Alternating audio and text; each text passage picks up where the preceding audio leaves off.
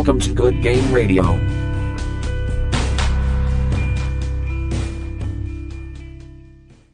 going on, guys? Welcome back to GG Radio. I am your host, Sirius X. And I am your host, Hazmatch.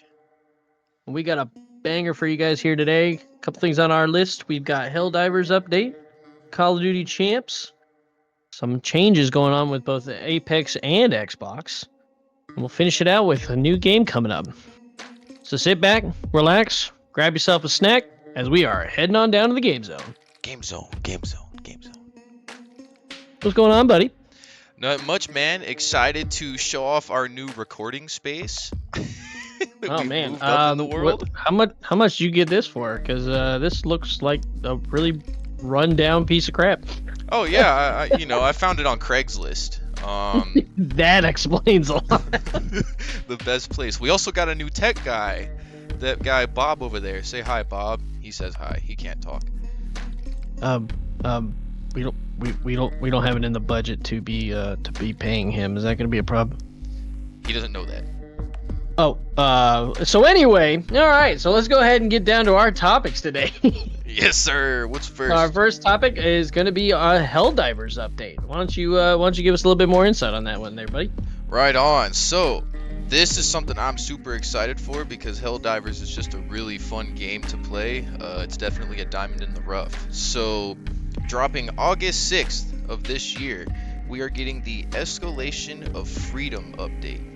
I think that's it. Yeah, of Freedom update. So with this update, they are bringing us a good chunk of stuff, and it's all looking pretty good. So the first feature that is coming with this update, for those of you who are hardcore, I mean bad to the bone when it comes to this game, who have been clamoring for new difficulty, guess what? You're getting it. So they're adding I think there's 9 current difficulties, if not, it's give or take. They're adding a 10th, and that is called Super Helldive. So there's not really a point in going into the finer details on Super Helldive. Pretty much if you've played Helldive, it's just a harder Helldive, which is pretty freaking sweet.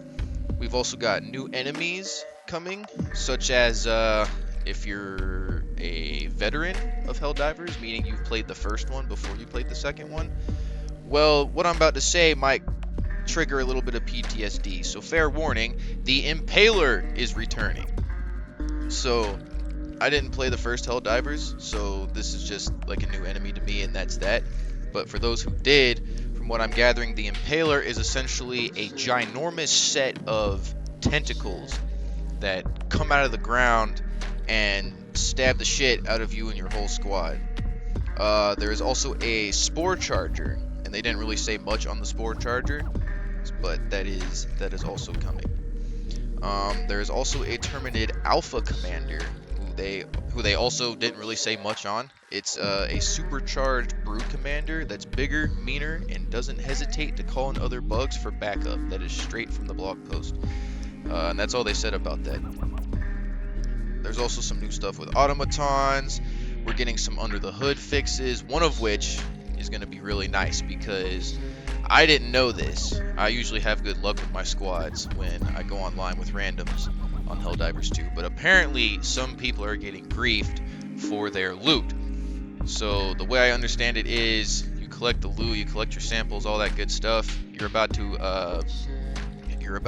evac and you get kicked. So what happens when you get kicked is you drop all your stuff. So they kick you, they take your stuff that you worked for, and they get it all, and you get nothing. For obvious reasons, this is horseshit. So what they're going to do about this is if you get kicked, then you still get to keep your loot, which is very, very nice. I think that's going to go over very well. Even if you still get griefed, you at least don't lose what you worked hard for. There's a couple of games that could probably learn from this sort of thing. And as far as that's all we have on the new Helldivers 2 update. But super excited because it seems like they're taking a lot of feedback and a lot of things they've heard from players, and they're like, okay, yeah, we may not be able to do all of it in one go, but this update we're gonna show out just a little bit. So good stuff on there. Now the real question is that when it comes to keeping the loot, now is it just the loot that's on your character, or is it like the loot that was gathered by the entire squad? Because of course, you may not be the only person that's also gathering samples. Do you get like, did they really specify that, or is it just the samples that you've gathered? The only issue that I see with that is the super samples. Mm. With the super samples, you only get like, what is it, 3 or 4 per game Yeah, if that that, you it's play. not very many.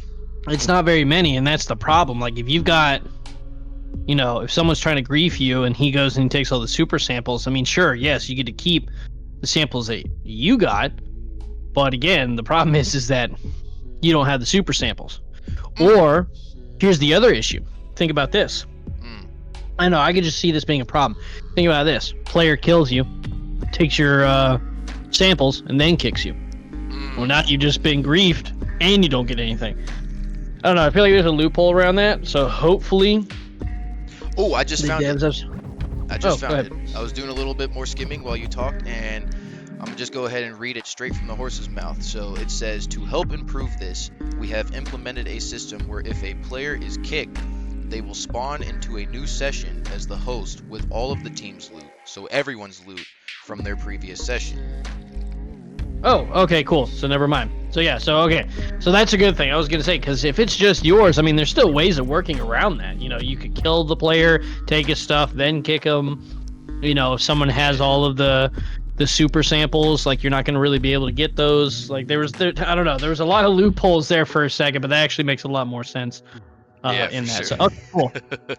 Yeah, Because I mean, absolutely. unfortunately, you've got those players out there, like, they just make games not fun to play, and that's, I think, the biggest problem is, you have these really cool games, these really fun games, and it's like, you go in, you play with a bunch of random people, and those random people just happen to, play the game just to make you miserable, and that's the crappy part. And it's like, come on, when did games like that, like, why do people have to be that way?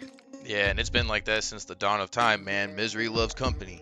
Not mistaken, they're also adding in another planet. I didn't I actually think that read. I think they said that.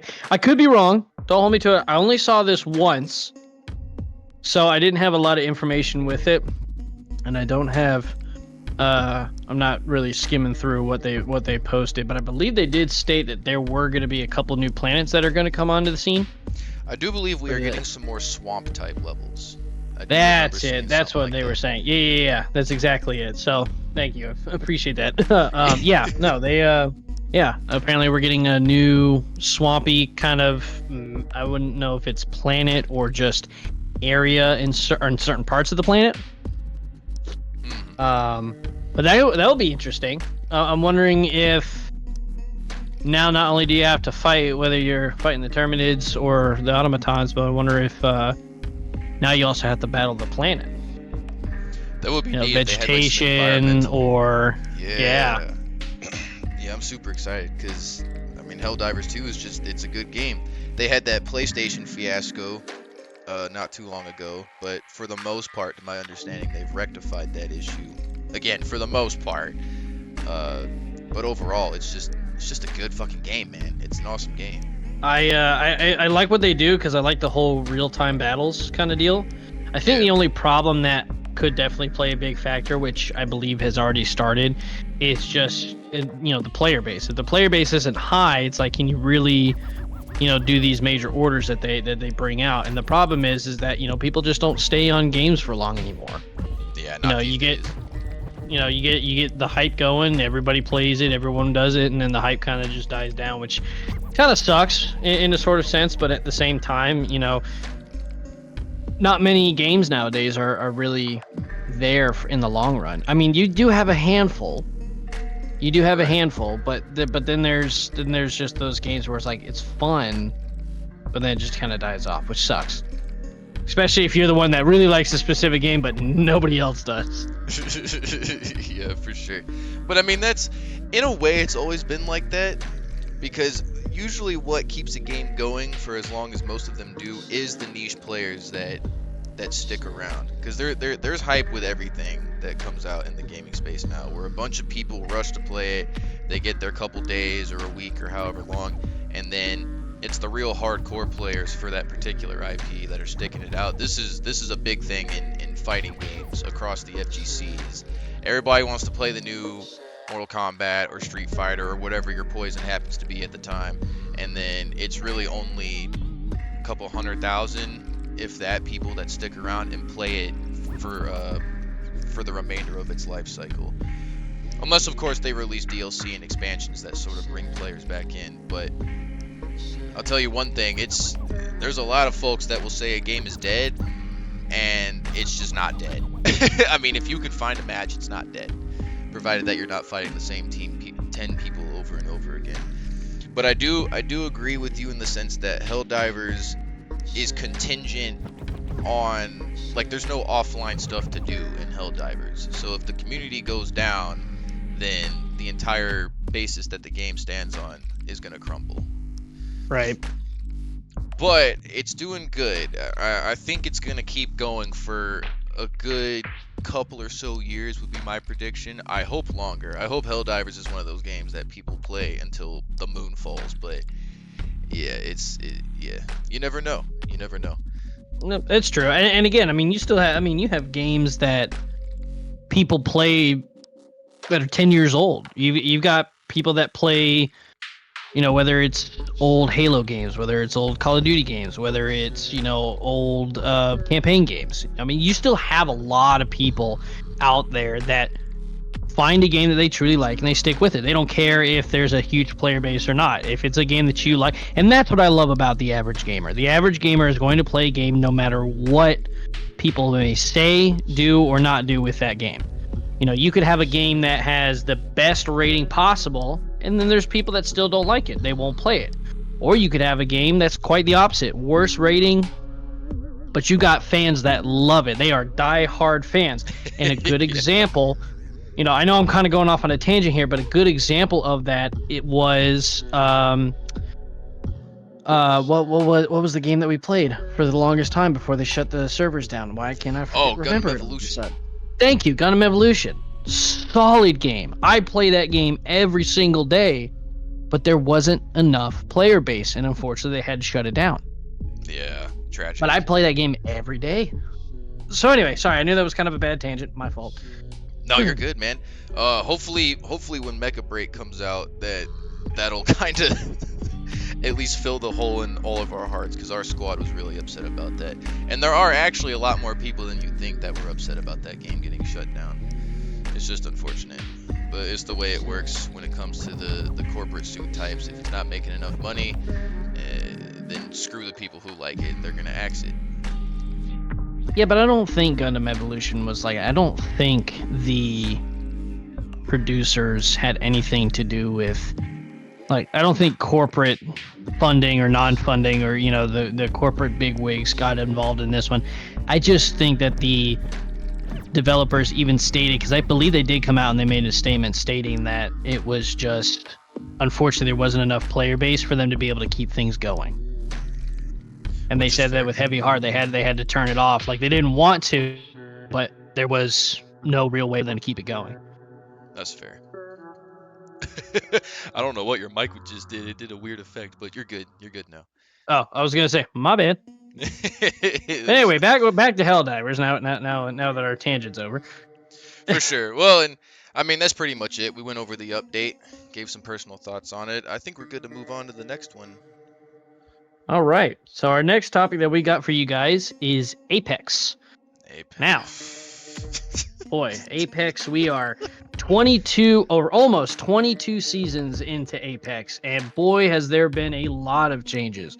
We have seen a lot of new faces come onto the scene, come in and into the Apex games. We've seen a lot of changes to people's abilities, to guns.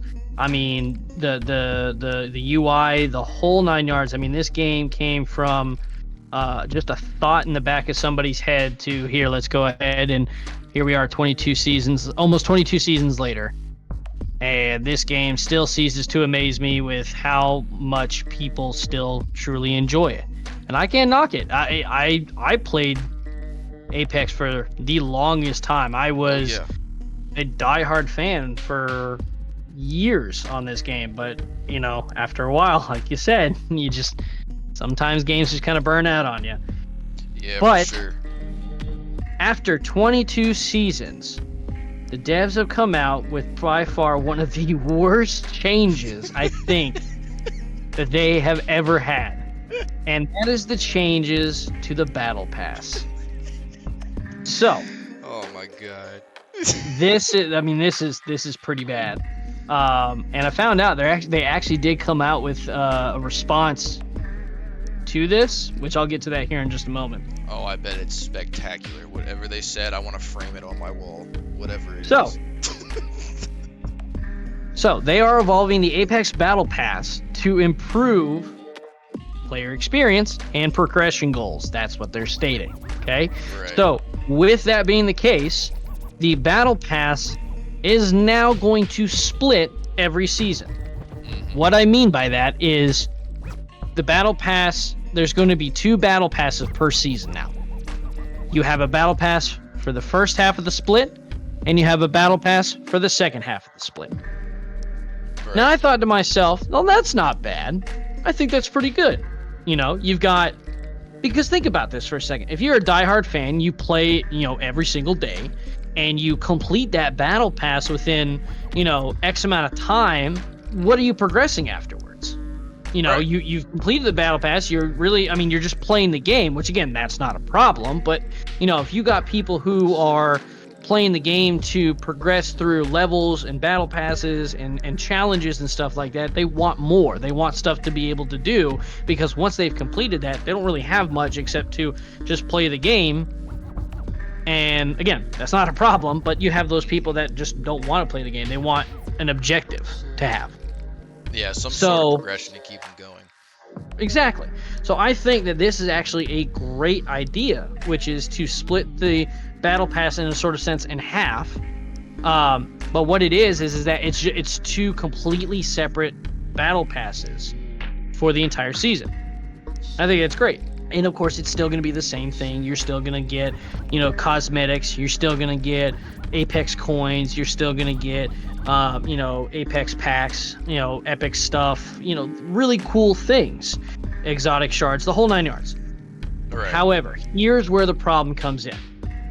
They have decided that they are no longer going to allow you to use Apex coins to purchase the Battle Pass.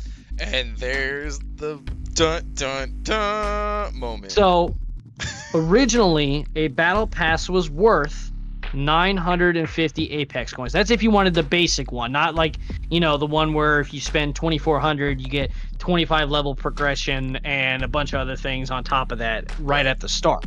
Your basic, just unlocking the Battle Pass, 950 Apex coins. And the best part is, if you were to play throughout the entire season and complete the entire Battle Pass, you would have enough Apex coins to then get the next Battle Pass. And I think that's great, because just like a lot of other games, you have the ability to, in a sort of sense, purchase the Battle Pass one time, and then as long as you keep up with it, you never have to actually purchase it again.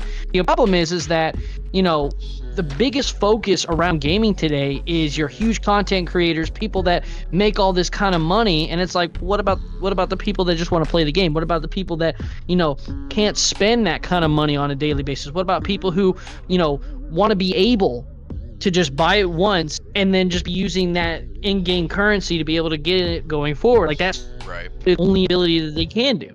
Not only on top of that, but you also have kids that play the game. You probably have these kids that look at their parents and beg them, can I just get $10? $10 is all I want, is just so I can buy this, and never going to ask for it again. Why? Because they're going to keep up with it. And that way they can buy it again and again and again without actually having to spend the money. But now, Respawn is wanting to stop that and is now charging $10 for each Battle Pass. Right. Which is just... And by the way, that's not $10 for the whole season. It's $10 per split. So you're telling me that now everybody has to pay $20 if they want the whole thing. And it doesn't matter if you have Apex coins. So pretty much Apex coins are going to be obsolete in the form of buying the battle pass. Now it's just going to be for reprints and other skins that you want to get. That's so bad. It's so bad. Yeah, that has EA. And it's like you're only pertaining to the player base of content creator and people who have the money who can send it. And unfortunately, that is not what gaming is about. Gaming is everybody. It doesn't matter what your, income looks like. Everybody is there to play the game. And again, remember, Apex Legends is a free game to download. Yep. So again, you have people who aren't, may not be as fortunate as others. You have these kids who, want to play these games, and they can because the game is free to download. But now they want you to pay just to get some cool cosmetics. It's ridiculous. Yeah, it's insane. So, couple of things on this is, number one, 950 Apex coins was what it was. Now it's $10 to buy. Okay. Originally, it was one battle pass all season long. Well, now it's a split. And again, $10 for the first half, $10 for the second half. In the original battle pass, you have 110 levels. In the split, it's now going to be 60 levels each. So, bonus is that you're getting 5 extra tiers for each split. So you're getting 10 extra levels in total, which is that's kind of nice. Right. Not gonna lie. They say that, as they stated, that they are changing what the actual rewards are in the battle pass, because there's a lot of stuff in the battle pass that cool, you unlocked, but nobody's really going to use it. But now they're stating that the rewards that you are going to get are actually going to be worth getting. But they here say again, let's hope they're right. $10. The backlash that Respawn and EA got was astronomical. People were angry. Now, you had those content creators and people who that they really listened to. They're like, oh, awesome, this is fantastic, this is great. And then unfortunately, you have those scumbag people like, well, if you can't afford $10, what's your fucking problem? Well, first of all, when did gaming be about how much you make? When did gaming become how much you profit? And when did gaming be the center of, oh, I'm rich and you're poor, go fuck yourself? Like, that's ridiculous. Yeah.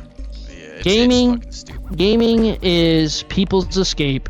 Gaming is something that people love to do. And at the end of the day, we are all gamers and we all have fun playing these games.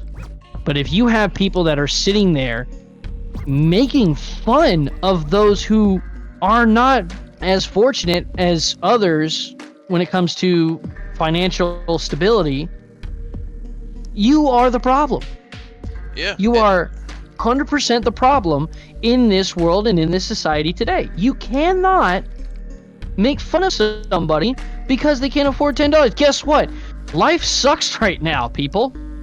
And I'm not going to sit here and get on to politics and stuff like that, because that's not what this channel is all about.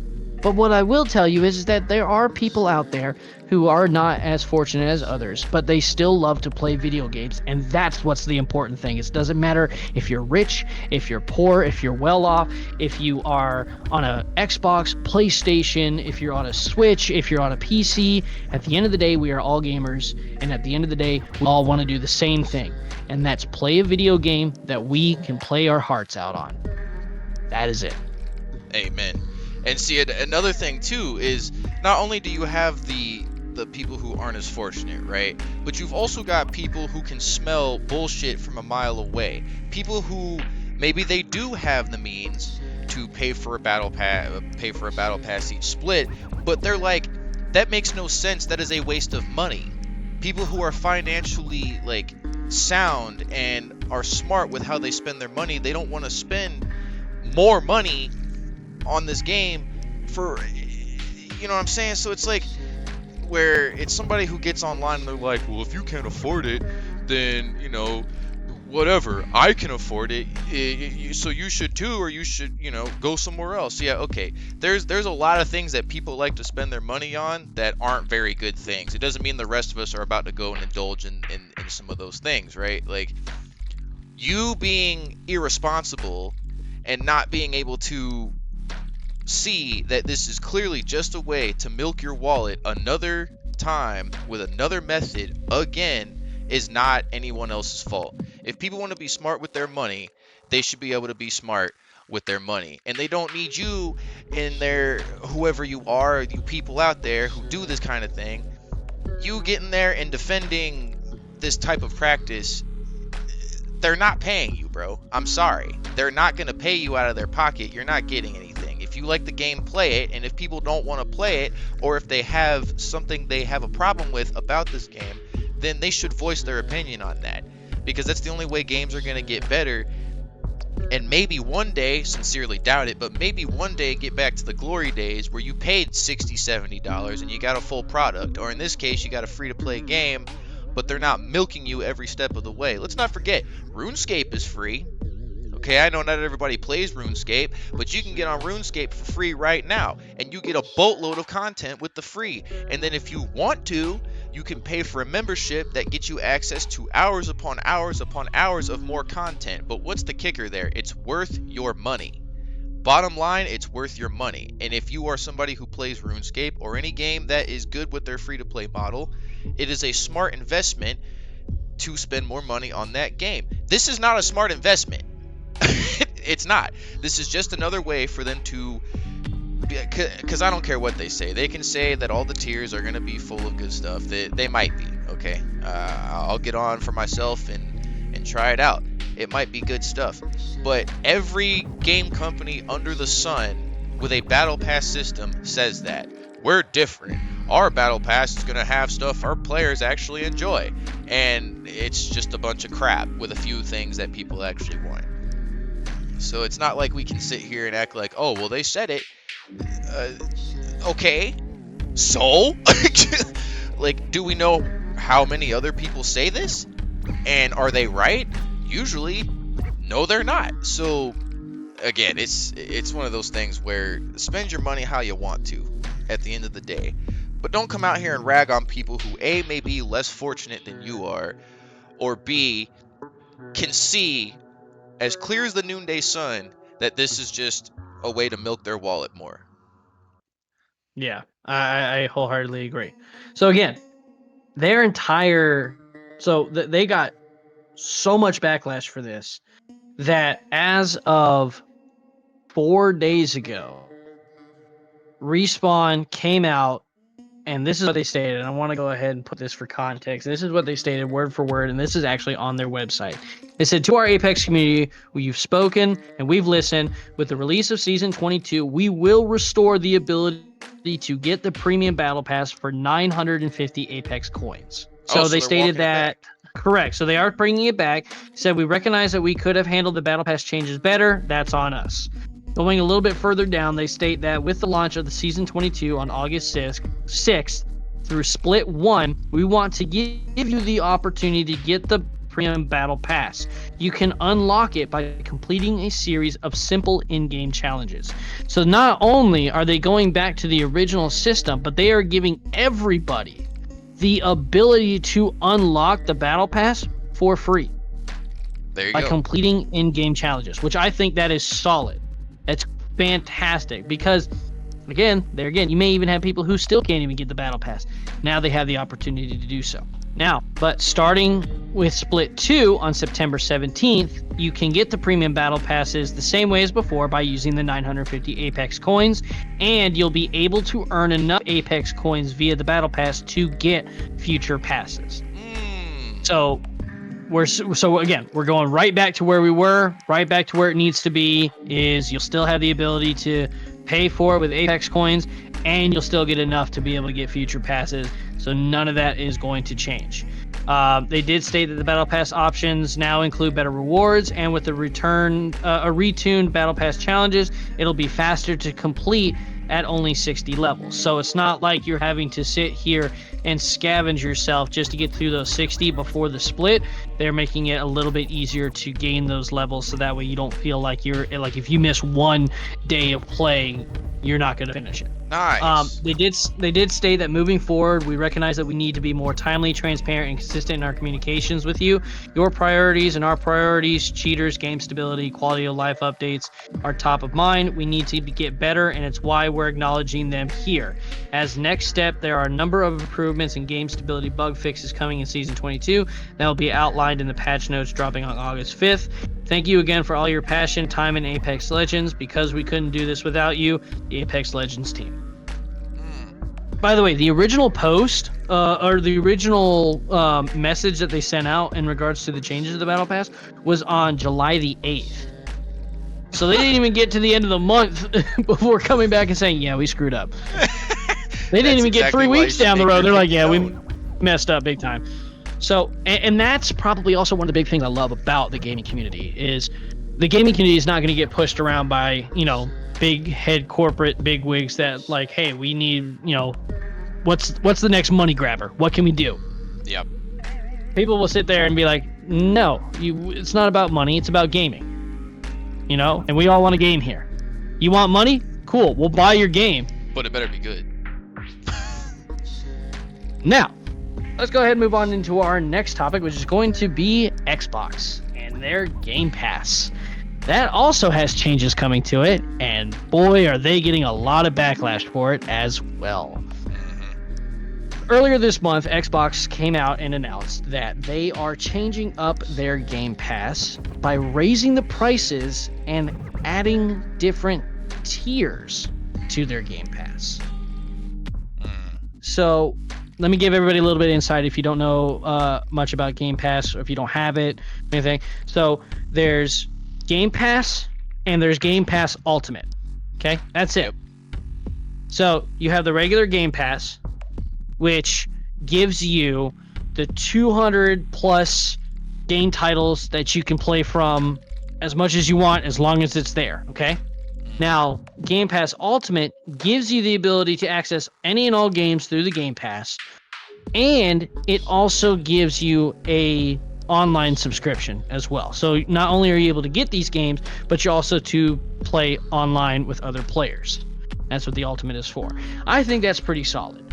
Now, I will be honest, when I first heard about Game Pass, when they first brought it out, I thought it was a load of baloney. I didn't think it was a good idea. I was like, I'm never going to spend that kind of money. I'm just going to continue to pay for my gold subscription, and that was it.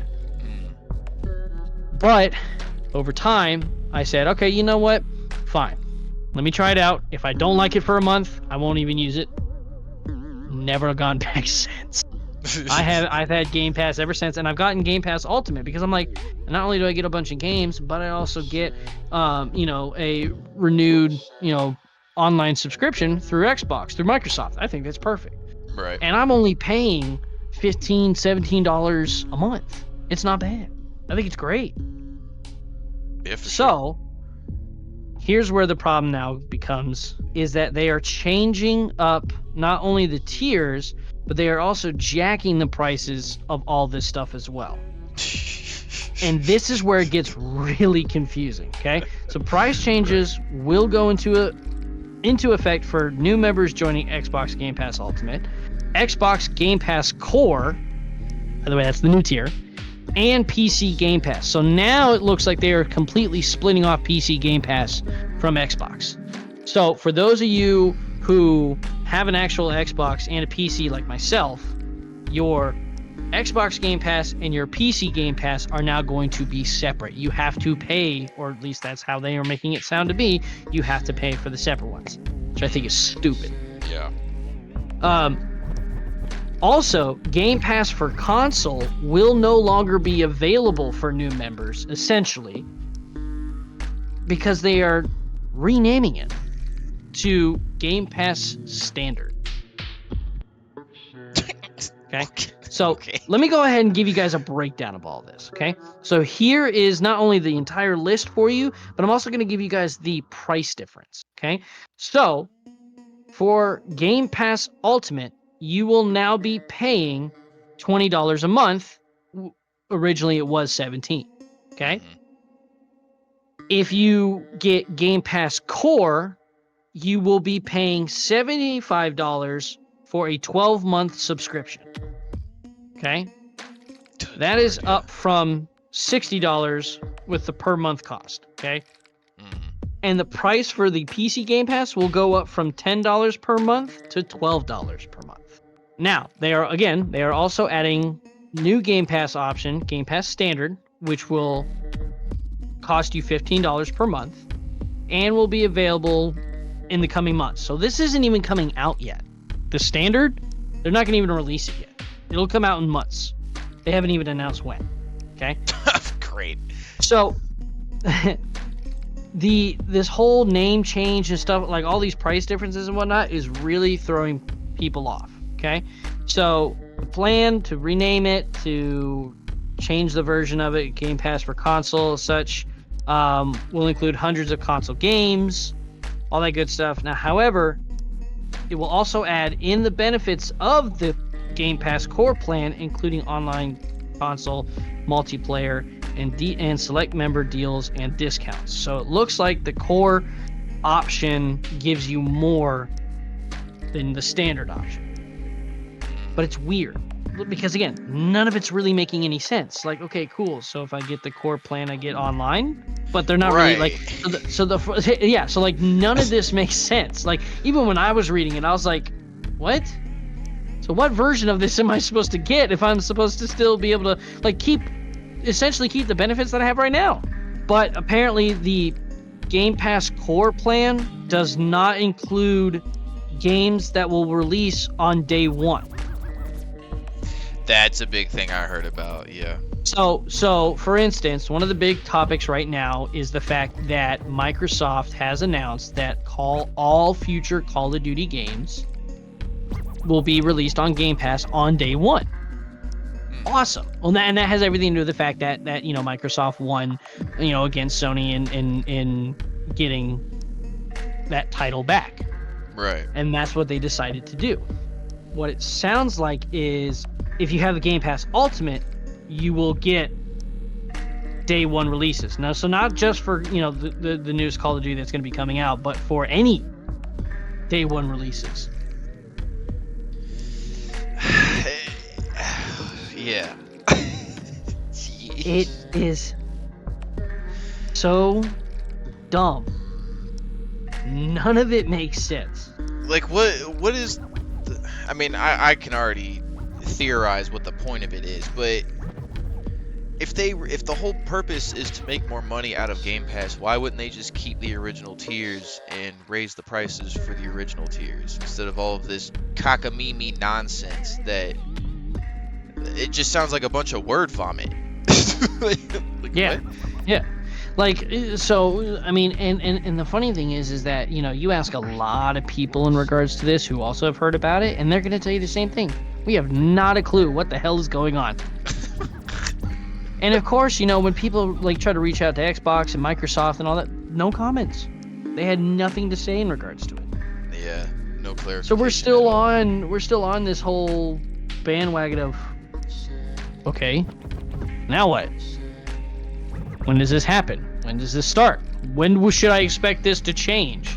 If I still have Game Pass Ultimate, does that just mean that my price goes up, or do I have to then go resubscribe to it? Like, there's so many odd things. Yeah, no clarification at all. So this has to be because of what the announcement about Call of Duty is going to be day one. Because Call of Duty is a franchise that grosses more each year they release a game than most other IPs could ever think of. I mean, it's the top selling series. If it's not the top selling series, it's one of. And from a business perspective, I guess, if you could even call it that, I'm really just kind of armchairing here, but for them to starting with Black Ops 6, for them to put all the new CODs on Game Pass day one, they're going to lose a lot of that revenue going on the Game Pass. They're not going to make $60, $70 a purchase anymore because everybody's just going to get Game Pass and just get it that way. So they have to be, it really seems like they're trying to make up that revenue loss by going through all of this absolute nonsense. But that still doesn't answer the question of why don't they just raise the price of the initial Game Pass? Like, what is all these tiers? What is all of this? What is all of this nonsense? This is not Xbox in itself does not have a rank system. Why are we talking about tiers? There ain't no there's no Xbox diet. Like, come on, what are we doing here? And they won't clarify afterward, and they don't even tell us when it's happening. Like, right, and so the problem, so real quick, I want to interject real quick just to kind of give a, so I can try to give as much clarification as I possibly can based off of what I have learned and what I have found out. So the only one that we don't really have a lot of understanding of is standard, is Game Pass standard. That is something that they're not going, that it's going to be available later in the year, but that's all we know. We don't know what the focus of it is. We don't know what it's going to include. We don't even know the pricing of it. All we know is, so here's the other thing. So they wanted to change it. So now you have Game Pass Standard and Game Pass Core. Oh, I'm sorry. What's the difference? It sounds the freaking same. So Core is your original one, right? So Right. Core's so to give everybody the much clarification, because I know I didn't really explain that just a little bit a while ago, so I want to kind of backtrack a moment just to give everyone a little bit more understanding, clarification on this. Game Pass Core is going to be your most basic tier, right? It's $10 a month. You get all the games, but you do not get day one releases, and you do not get EA Play. That's as best as I can tell you. Okay, $10 a month. Right. Then you have, if you don't have Xbox but you have a PC, there is a PC option, which the PC Game Pass, of course, is $12 a month. So same thing, you get all the games. Well, most of the games from Microsoft, because again, it's PC, but you get most of the games from Microsoft, and you also do get day one releases. So here's the funny thing about that. PC Game Pass gets day one releases, but Game Pass Core does not. Right. So you're telling me that if I get a PC, which I know that's a lot of money, but if I get a PC, I get $2 more or pay $2 more, I get day one releases. Okay, well, that didn't sound too bad, now does it?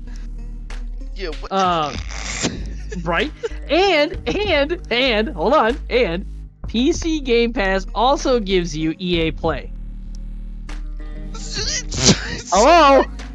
This doesn't make any sense. Wake up, someone smell the coffee. What is happening here?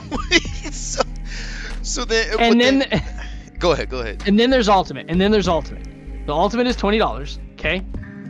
You get both console and PC game libraries. So that's, I guess, where the really big difference is that, of course, with PC, you get a lot of Microsoft games, but you don't really get the console games. Does that make sense? Yeah. So, but with Ultimate, you get both console and PC game libraries. You get EA Play with their perks and their discounts, and you get the day one releases. And again, this is all $20 a month. Dollars. Right, yeah. And they have added this to top it off that you can also play on your phone, iPad, and even a Mac by using Xbox Cloud Gaming, which is something that they are going to be adding. Right, yeah. Because cloud gaming's had a strong run since it came out. Right. So I understand that I kind of made this a lot more misunderstanding beforehand, which I sincerely apologize. So hopefully that kind of gives everybody a little bit more understanding. What is happening with Xbox Game Pass? Like, okay, I sort of understand the increase in prices because it does definitely sound like they are adding more to this. But I also don't get it because it's like, oh, well, now we're going to go ahead and just say, if you have Ultimate, you'll get everything. But if you don't have Ultimate, screw you. Yeah. When originally, Ultimate was Game Pass and your Xbox membership. Simple. But now, all the Game Passes will give you online multiplayer. And like, Right. Right. like what? Right. It's just, and see, even here's what's confusing me, right? Because both times you explained it, like, for sure, I get that. It's just increase the price of the original 2 tiers, and something else I've seen a lot of people talk about is, so you're telling me that PC Game Pass gets almost everything that Ultimate gets, but they get it for $8, or I guess technically $7 less. $7 to $8 less than people who are on console. People who bought the original Microsoft product that Game Pass was originally built for, but they have to pay more to get what PC Game Pass. Right, like, it's just, where is their head at with this? They have to be, because it's no secret that Game Pass has been kind of like a money drain for them. It just has. If you look into it, it's a well-known money sink for Microsoft. Sure, they make some of it back, but Game Pass is not what Microsoft is doing that's paying their bills over there. And so this is obviously a way to sort of make up for that, but I don't know, man.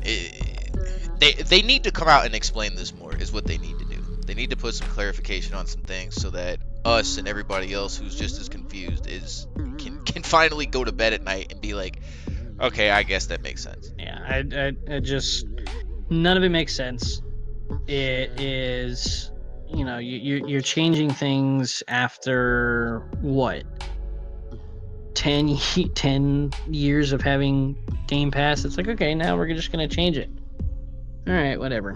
You know what? If that's how you guys want to be, that's how you guys want to be. Mm-hmm. But that's all I really have on that.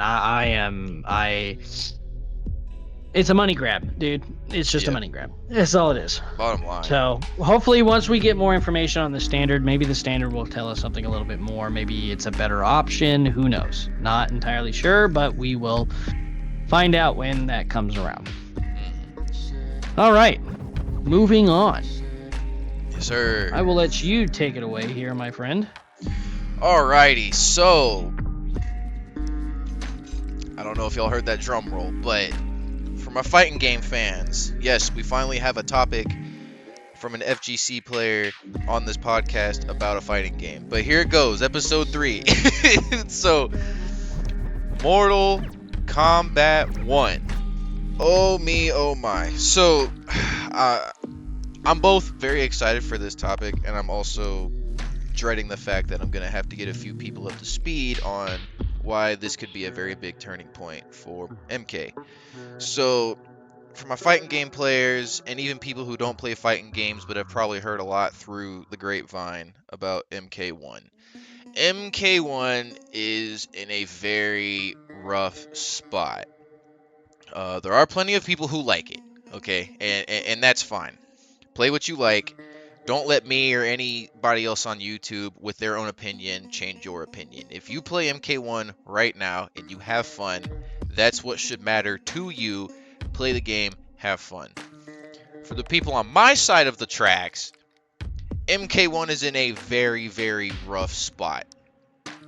So, around the same year of MK1's release, it was initially going to be each of the big 3 fighting games got their own or got a release within the same year. Now, of course, Tekken 8 walked it back a little bit. They came out next year, which from a business perspective, I kind of get.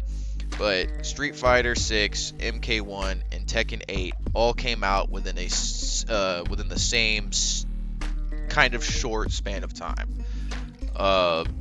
They are what are known as the Big 3. So you got all these fighting games, but the big 3, the ones that have the most hardcore players, have always been Mortal Kombat, Street Fighter, and Tekken. Everybody was excited. MK announced the cameo system. The gameplay trailers look good. So what happened? Well, the game comes out, and it's a shell of the series. Mortal Kombat is supposed to be, for lack of a better term, supernatural ninjas and creatures from all different kinds of design coming together with all these crazy powers and absolutely messing each other up. You're chopping head. I mean, if you know what Mortal Kombat is, you know about fatalities. It's bloody good time. It's a bloody good fucking time. It's awesome. It's been my favorite fighting game franchise since I was a child, because my first fighting game ever was Mortal Kombat Deception. I go way back with this series, and I love this series. That is why I'm so upset at the current state it is in, and other people are very upset at the current state it is in, because the game is buggy, for one. I mean, there's bugs in the game, and I'm not going to go through a list of them all, but the game is like the buggiest Mortal Kombat I think we've seen in a long time. Now, I could be wrong on that, but that's from playing it. That's that's what I'm gonna say on that. On top of the fact that the characters are just, a lot of people have been using the term "a peeled onion," and I kind of agree with that, because Mortal Kombat had depth to their characters. You got Scorpion, who is basically a hell ninja with fire powers, who rushes you down and gets in your face and just messes you up.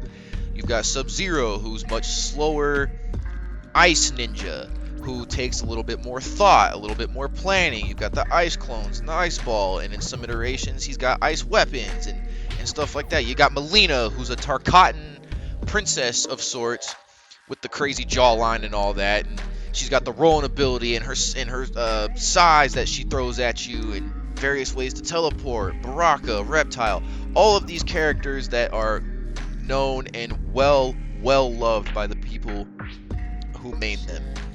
This game comes out and Scorpion barely got any fire.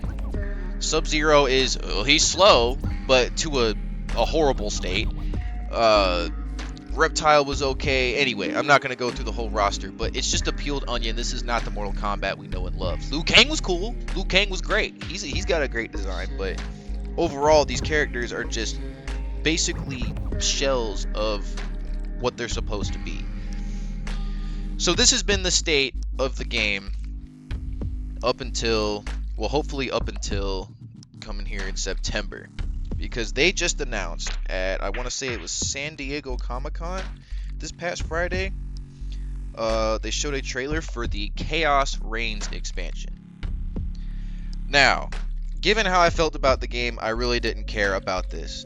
However, I saw the trailer, and I have to give credit where credit is due. It does look cool.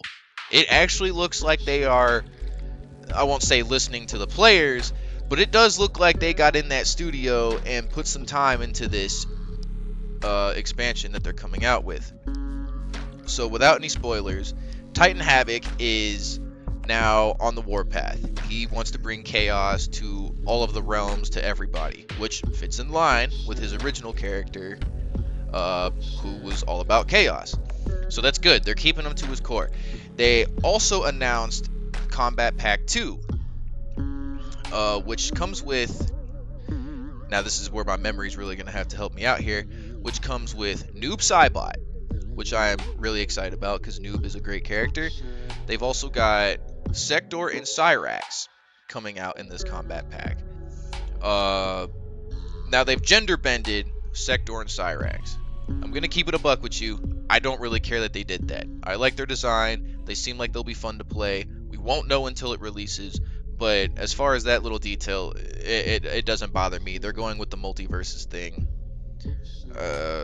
So, whatever, right? But then you get to the guest characters. Now, this is where things get a little iffy, because the guest characters is Conan the Barbarian.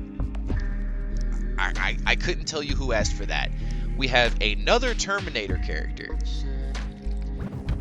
Don't know why, because Terminator's IP was in 11. And out of all the IPs that they could do 2 games in a row, I'm not sure why they picked Terminator. But okay, maybe he'll be fun. The one that I am excited for is Ghostface. Ghostface is going to be in the game from the Scream movies. Now, a lot of people are like, oh, what about Ghostface? Okay, fair, fine. You don't like Ghostface, that's okay. But since MK9, they have been drip feeding horror-based characters into the game. MK9 had Freddy Krueger. MK10 had Leatherface and Jason in it. I think they skipped it in MK11, but now they're back. They're continuing the slasher line of guest characters. That's cool. I like that. I actually have Ghostface tattooed on my arm. He's one of my favorite movie characters ever, especially because part of his whole thing is he could be anybody. Because Ghostface in the movies is not just one person. He turns out to be all kinds of people, sometimes two at the same time.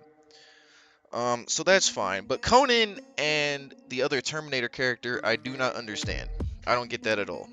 But here's the biggest thing about this. Here is what stresses me out, for lack of a better term, is that they really need to come correct with this expansion in September. And I do think they can do it. But they've really got to start putting some love into this game, because the game is bare bones right now. Ermac and Takeda, who got released as DLC characters, they're a whole lot of fun. But they also put Omni-Man and Homelander for some fucking reason. Maybe one of them, I don't see why there's two. Homelander actually broke the game for a while with some of the bugs and glitches that came out with his patch. Their patches have been bare minimum. People have been complaining for days upon weeks upon months about how busted Johnny Cage is, and they will not fix him. As well as some other people that do need buffs or nerfs. They just will not hardly ever do anything with their patches. They're bare bones. It looks like something I could do coming home from college and just being like, all right, let me fix that up real quick and then go about my business. So and just all these things that come together that culminate into a bad experience. Their offline modes are horrendous. Invasions is okay, but it's not worth spending hours in. That's the way I'll put it. It's just not worth getting on every day and playing through Invasions. It gets boring and tedious after a while. It's basically a big board game, and you walk from node to node doing different fights. Now, I will say this season they've added more challenging nodes, which is good, because now there's things going on that make me go, oh, I have to try. Okay, sweet. But it's still too little too late when I think they're on season 4 or 5 now. I'd have to go and look again, but they really have to come correct with this DLC expansion. And it has a lot that seems exciting. It seems like they're going to do something with the story. Maybe they'll wrap up this resetting the timeline for the second or third time, because they keep using that fucking trope for some reason. Maybe they'll wrap that up. And Havoc seems like he's going to bring a real struggle, so that'll be cool. That'll be awesome to see Havoc doing his thing and making chaos reign upon everybody. That'll be awesome. It'll be fun to do something about that. So I'm excited. The combat pack seems cool. I'm excited. Noob Saibot's character design is stellar in this game. It is stellar. That trailer, he looked so badass, and I'm super excited for it. So it's like it's almost bittersweet, right? I'm really excited for it. I also know that they just have to come correct. Bottom line, when this comes out September 24th, I think, it needs to be something special, because if it's not, MK1 is just going to continue falling down the shithole that it's been falling down. And as a longtime fan, and for this series that I hold so dear to my heart, it's honestly painful to see, because MK is the one I want to play, but I get on and it's just bugs or boring gameplay or shit offline modes that don't keep my attention, which is a far cry from how they used to be. And that's pretty much it on that. Hopefully it's good. If it's not, Godspeed. See, and I was gonna say my only issue is that I've never played MK. Like I've been probably piss off a lot of people there, but never played MK. It's just one of those games that I've never got into. I'm not a huge, fighter player. I hate to make it sound that way, but so I mean, don't get me wrong. Like, I completely understand your frustration in regards to the game and the state it's in right now. I feel like that's all I can really, say at that in that regard. Is that's pretty much about it for me. Yeah, which is completely fair. I mean, fighting games as a whole are a niche group. I mean, when you look at it, everything is. There's people that play a ton of stuff, but then there's people whose main thing is shooters or fighting games or RPGs or whatever. So I mean, Right. that's totally understandable because fighting games is also a commitment. You got to be okay with getting your ass beat several times before you get good, and not everybody likes that learning curve. And it's completely understandable because there are times where I don't either, and I love fighting games. That's my go-to. I mean, hell, I've Yeah. been playing them. I've been playing them for years, and I'm still probably one of the lowest tiers of when it comes to skill level, just because I don't have hours to sit in practice mode and figure everything out. I'm getting better at being more efficient when I practice, and that's been helping a lot. But it's definitely a commitment if you really want to get out there and play online. So that's totally understandable. Yeah. No, I think the only fighting game I've ever played was Super Smash Bros. Super Smash Bros. And Soul Calibur. That was good. Oh, that's right, and Soul Calibur. I completely, again, gonna piss some people off here. I completely forgot that was a game. No, but yes. Definitely, those are some solid games. Definitely games that I would play again if I could. But I think that puts us into our next topic. Yes. And again, I will leave that one with you because you know more about this one than I do. Yes, sir. He's talking about Evo, baby. Evo 2024. So I'll try to keep this one quick. I'm not gonna go into the details of everything. Just want to give some general notes and really just tell you guys how great of a time it was. So my favorite YouTuber right now is Mike Hollow, and Mike Hollow, shouts out to Mike. And he was doing a live stream for the Saturday and Sunday runs. If he did one for Friday, I completely missed it, but I didn't even have time to watch on Friday, so it wouldn't matter if he did or he didn't. Saturday was pretty cool. They opened up with King of Fighters. That was a good time.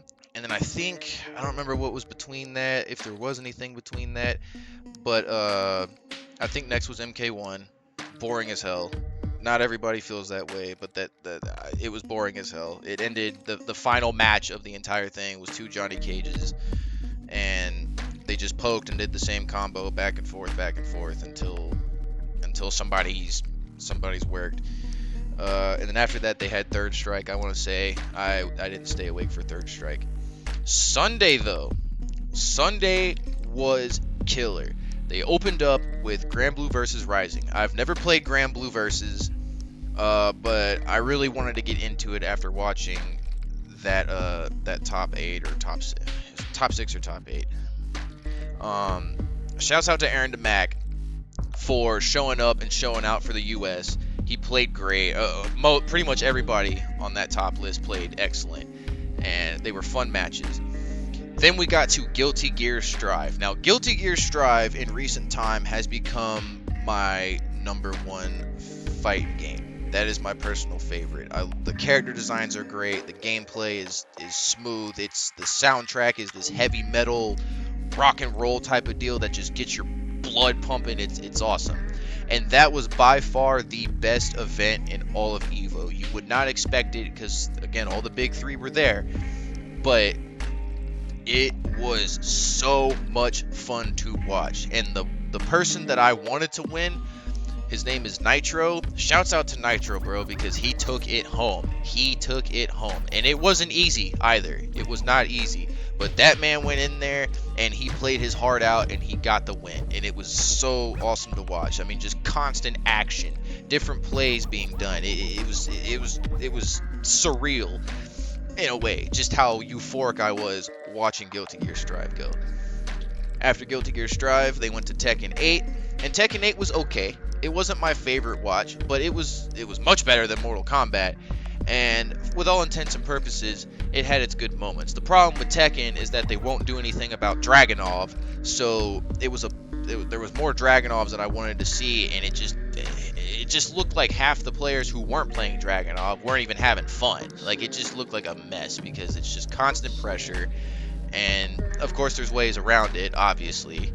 But it just didn't look like some of the guys out there were really enjoying themselves as much as they could, because I gotta fight a Dragunov, then you gotta fight another Dragunov, and over and over and over again.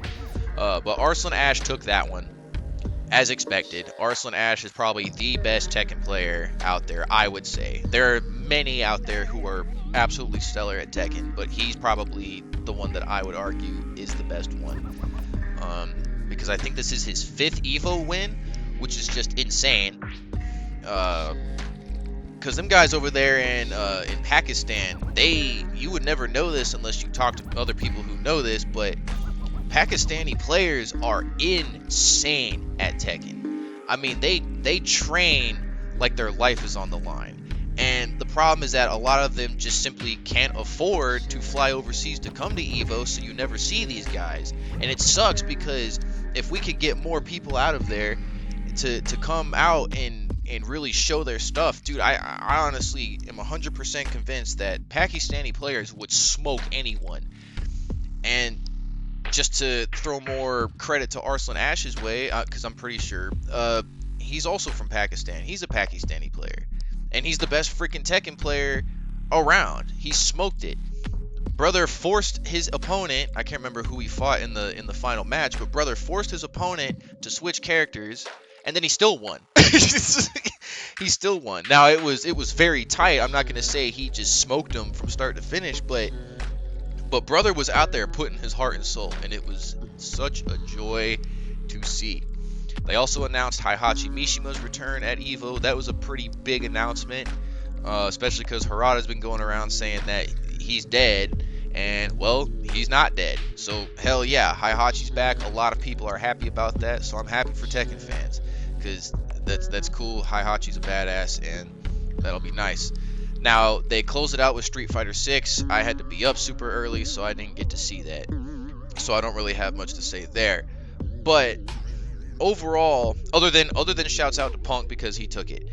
But overall, it was a good time. This was the first EVO that I actually got to sit down the days it was going on and watch it real time. And it was a lot of fun. I enjoyed the experience, and I can't wait for next year.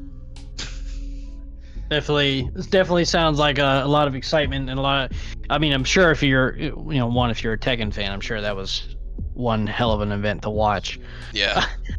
Yeah. But now, do they have it on Twitch? Do they have it on YouTube? Where were they streaming it from? So I think, if I'm correct, they had it on both, but I watched it on YouTube. That's fair. Well, I know that there's a lot of different people, or companies, people that stream on different platforms. So of course, if someone were to want to know where they can watch this from, where can they go to look? Yeah, for sure. Yeah, I think it's both. I definitely was on YouTube watching it, but I think they do both. That's fair.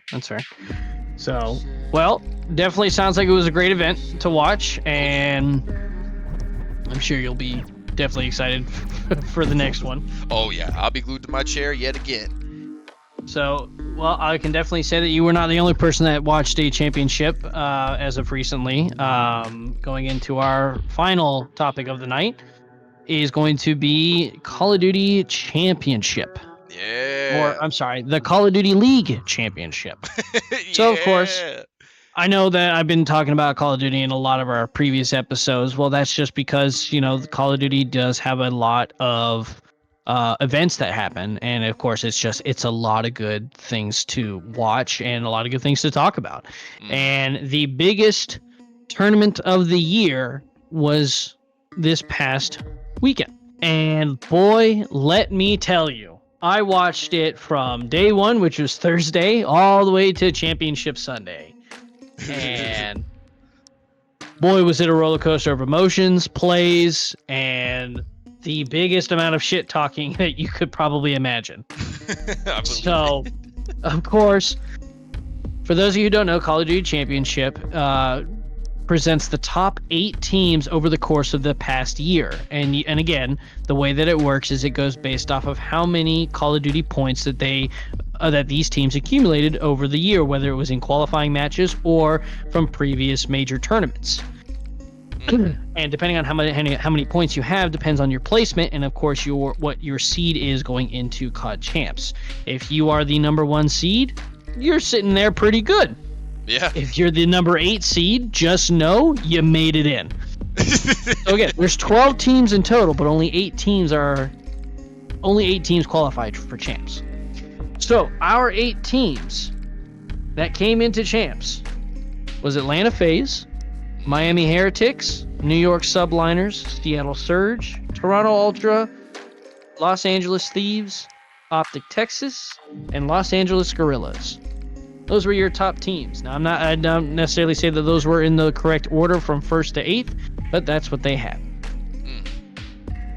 Thursday was, of course, the opener. Now, again, all teams start in the winner's bracket. You get eliminated twice, you are sent home. So, of course, Thursday started out as you expected. You had the number 1 seed versus the number 8 seed. Well, the number 1 seed was Atlanta FaZe, going up against the number 8 seed, which was Miami Heretics. Well, just based off those numbers, how do you think that game went? Exactly. So Atlanta FaZe ended up beating Miami 3-1, moving on to winners round 2, where they went up against New York Subliners, as New York Subliners played against Seattle Surge and beat them 3-2. Then, of course, we get into Toronto Ultra versus LA Thieves, and this is where the big upset occurred. So Toronto Ultra was actually the number 2 seed going into COD Champs, and LA Thieves were the number 6 seed going into Champs. And LA Thieves beat Toronto Ultra 3-1. Good grief. 3-1, immediately putting them into the losers bracket. And I thought to myself, oh, well, we have a chance. And I only say it like that because I'm a huge Atlanta FaZe fan. And unfortunately, Toronto Ultra has probably been the only team this year that has been the biggest opponent against Atlanta FaZe. So knowing that our biggest opponent is already in the losers bracket, I'm like, oh, this could be good. Then, of course, Optic Texas played against LAG, which, of course, Optic won 3-0. So, then came Friday. Friday, we had our winners round 2, and we also had our elimination round 1 games. So starting out with the elimination round, we did have Miami Heretics versus Seattle Surge, which Miami ended up beating Seattle Surge 3-2, which honestly was a shock to me because I thought Seattle was actually going to, blow them out of the water, and unfortunately, their players did not play well at all. Then, of course, you had the next match afterwards, which was Toronto Ultra versus LAG. And, to our surprise, Toronto Ultra beat LAG 3-0, sending them up and packing them home. Right.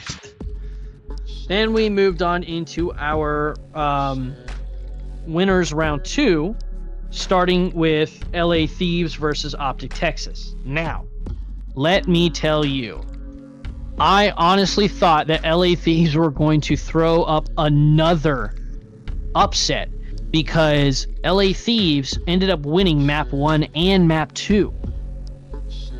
Jeez. All they needed was map 3, and boom, they've now, not only did they eliminate the number 2 seed, but now they've eliminated the number 3 seed. And by eliminate, I mean, of course, just dropping them into the lower bracket. Optic said no. And Optic came back and reverse swept LA Thieves. And for those of you who don't know what that means, it means that they were down by 2 games and came back and won all the next 3 games to win the series. That is a reverse sweep. So we're only 2 days into this whole thing, and we've had an upset and a reverse sweep in Champs. That's huge. That's not common. Especially in a tournament that big, that is definitely not common. And then we come to the final match of Friday night, Atlanta FaZe versus New York Subliners. And let me tell you that I was pissed. So unfortunately, Atlanta FaZe came up short and lost 3-2 to New York Subliners. Here's the worst part of it. FaZe won the first map and lost the next two and then won the fourth one. So I'm thinking, okay, got a shot. We have a chance. No. Unfortunately, FaZe played Search and Destroy. They lost 6 out of it was 6-3, and New York ended up moving on to the winners final, where they played against Optic Texas. Now I will get to that in here in just a moment. But let us go ahead and move on to Saturday. Saturdays, we're going to start with elimination round 2. So the elimination round 2 featured LA Thieves versus Miami Heretics.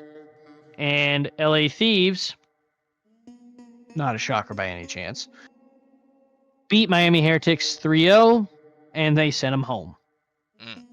And by this point, I have gotten to this point where I'm like, LA Thieves, I don't know where this team came from, but they have not played like this all season. So to see that they are here is amazing. Granted, they are in the elimination bracket, but they are playing like no other. It is amazing.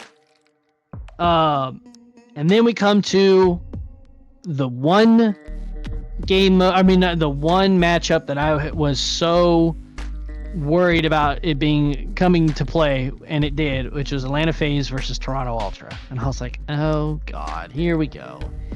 And unfortunately, in 3-0 fashion, Toronto Ultra had eliminated Atlanta FaZe from the Call of Duty Champs. My run there was sad. It was so sad to watch my favorite team be eliminated. By the way, for those of you who don't know, this is the first year that Atlanta FaZe has not been in the top 3 at Call of Duty Champs since CDL was a thing, and CDL has been a thing since 2020.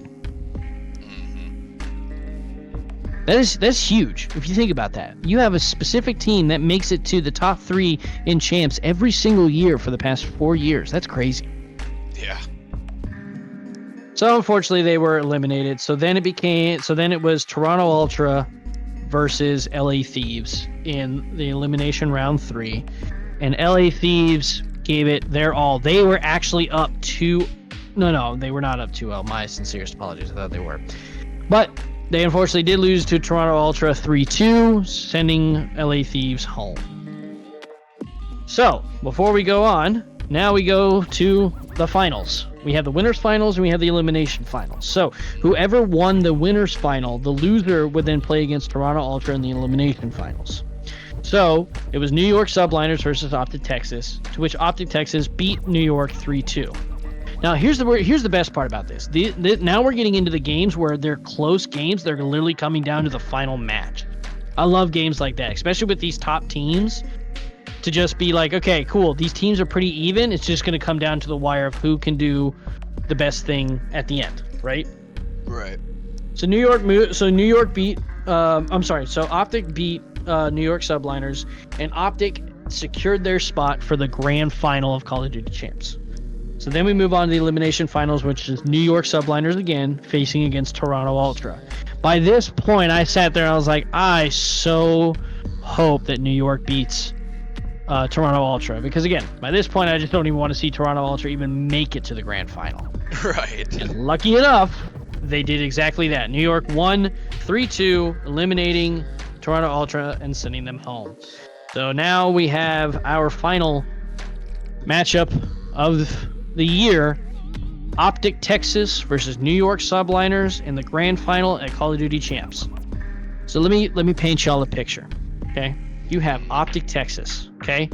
Let's get rid of the Texas part. Let's just look at Optic, okay? You have Optic Gaming. Optic has not won a Call of Duty championship since 2017. 7 years. Yeesh, they have been on a dry spell, okay? New York Subliners. New York Subliners were your 2023 Call of Duty champs. So let's put all that together. You have your reigning champs back on the main stage in the grand finals to possibly go back-to-back COD champs. That's insane. That's never been done before. But then you also have Optic Gaming, who have been in a dry spell for 7 years. Can they finally break that dry spell and win a COD Champs again?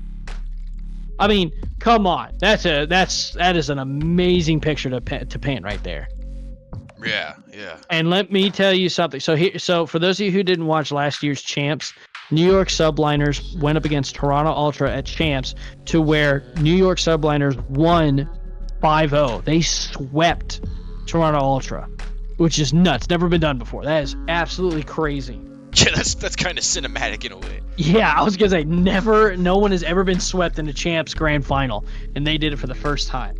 So now it's like, okay, are they gonna do it again? Are they not gonna do it again? Well, let me tell you, after what was like 3 or 4 hours of just the Grand Final alone, a champion was crowned, and it was the new champion. Optic Texas had finally ridden themselves of their drought, and they have won a Call of Duty championship. So I do have to say congratulations to Optic Texas. The 4 players that were on that team that won it was Shotzi, Dashy, Fred, and crap, who was the last guy? Well, I'm gonna get in a lot of trouble for that one. Oh, good. But anyway, like, oh no, why am I forgetting that so badly all of a sudden? But I did. Dashy, Shotzi, Pred, and I don't. And Kenny. Kenny, the best player out there right now, and I forgot him. I feel so bad. But anyway, I do have to give one shout out though to Dashy of Optic Texas. That man was. So for those of you who don't know his story, he pretty much was the guy to fill in Scump's shoes when Scump left. When Scump announced his retirement, everyone was like, who is going to fill in his shoes? And everyone looked at Dashy to do that. And that is not, for those of you, that is not an easy pair of shoes to fill in. That is something huge. And that man went through hell and back to be where he is now, which is now his first time ever winning that ring and taking home the trophy. So congrats to him. Congrats to the rest of Optic. And for those of you who don't know, their coach is Karma, who has been a longtime Optic pro player, and he was always on the scene in a lot of previous Call of Duty titles. He's won his own couple of champs. So to see that he just came back to start coaching Optic Texas as of earlier this year. So to see that he jumps in and that team wins COD champs, fantastic. So congratulations to Karma. Congratulations to Optic Texas. I think they just definitely deserved that win. As much as I am not an Optic fan, I do have to give where credit is due and congratulate that entire organization on a fantastic win, and cannot wait to see them next year when we all play Black Ops 6 and go for the gold again. Yeah. So there you go. That is your update for Call of Duty. Do not worry, ladies and gentlemen. You will not hear me say anything in regards to Call of Duty again until Black Ops 6 comes out, where we can actually talk about how the gameplay is. But until then, I will not worry about boring you with COD information. Unless more information comes out in regards to players moving to different teams. Then I might do that. I don't know. I haven't decided. Oh, yeah. But that is it. I think we had a lot of great topics today, my friend. What about you? Oh, yeah. Definitely agree. Definitely, I think this is one of those episodes where some of it ends on a we'll just have to wait and see kind of note. A lot of our topics weren't necessarily definitive with the how MK1's expansion is going to go or what's going to happen with the Xbox tiers. So we get to end this one on a little bit of mystery, right? A little bit of food for thought action. Absolutely. I think that as certain topics come about, it's going to be one of those where we definitely will have to give you guys updates in another episode. So definitely, stay tuned. Definitely subscribe to the channel, turn on those notifications, so that way anytime when we post, you guys will be the first to be getting that ding on your phone or on your computer saying, hey, here's another one for you. So, but we do appreciate all the love and the support that you guys have. We also have an X account as well, where we like to post just little clips here and there of our videos, so please follow that channel if you can. If not, no big deal. We love the support as much as we possibly can. You guys are amazing. We love this gaming community. We love you all, and we will see you guys when we enter the game zone again. Absolutely. Amen to that. Love you guys. Take care of yourselves. That is Serious X. I am Hazmatch, and we will see you guys in the next one.